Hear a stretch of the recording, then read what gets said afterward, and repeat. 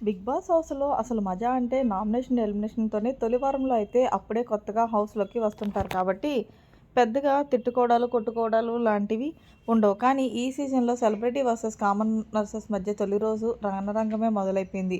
Mask man హర్షిస్, Emmanuel మధ్య గట్టిగానే గొడవైంది. ఇక రీతూ చౌదరి అయితే తనకు నచ్చిన పనిని చక్కబెట్టే పనిలో పడింది. హౌస్‌లో ఎవరెవరైతే కుర్రోళ్ళు ఉన్నారో వాళ్ళని లైన్‌లో పెట్టే పనిలో దూసుకొని వెళ్ళిపోతుంది. కనుల కాపురం స్టార్ట్ చేసేసింది.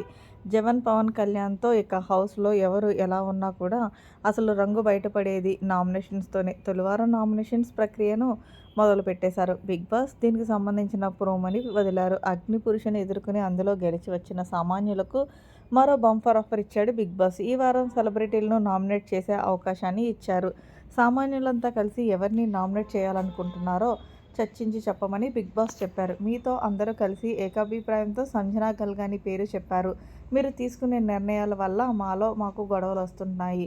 మిస్‌అండర్‌స్టాండింగ్ అవుతుందని తన వాదన వినిపించారు. మరి మీరు అబద్ధాలు ఆడుతున్నారు, బ్యాక్ బిచ్చింగ్ చేస్తున్నారని అన్నాడు. అతని వాదనను డిమాండ్ చేసుకున్న సంజన, నా వల్లే ఇబ్బందవుతుందని మీలో ఒక్కరైనా చెప్పారా?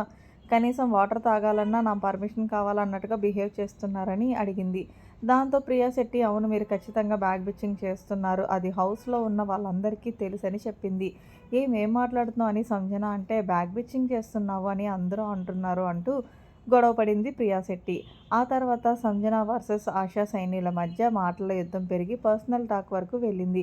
నా పర్సనల్ రిలేషన్‌షిప్ గురించి ఒక్కసారి కాదు 3 సార్లు మాట్లాడాల్సిన అవసరం ఏముంది అంటే సంజనని నిలదీసింది లక్స్ పాప. చూస్తుంటే ఈ వారం సంజన దుకాణం సర్దేసేలాగా ఉంది. ఎందుకంటే ఫస్ట్ వీక్‌లో ఎవరైతే కిచెన్ బాధ్యతను తీసుకుంటారో వాళ్ళు హౌస్‌లో వెళ్ళిపోవడం అనేది సాంప్రదాయంగా వస్తూనే ఉంది. ఈ సీజన్‌లో సంజన ఏరికోరి మరీ కిచెన్ బాధ్యతను తీసుకుంది. తన గొయ్యి తనే తవ్వుకుంది.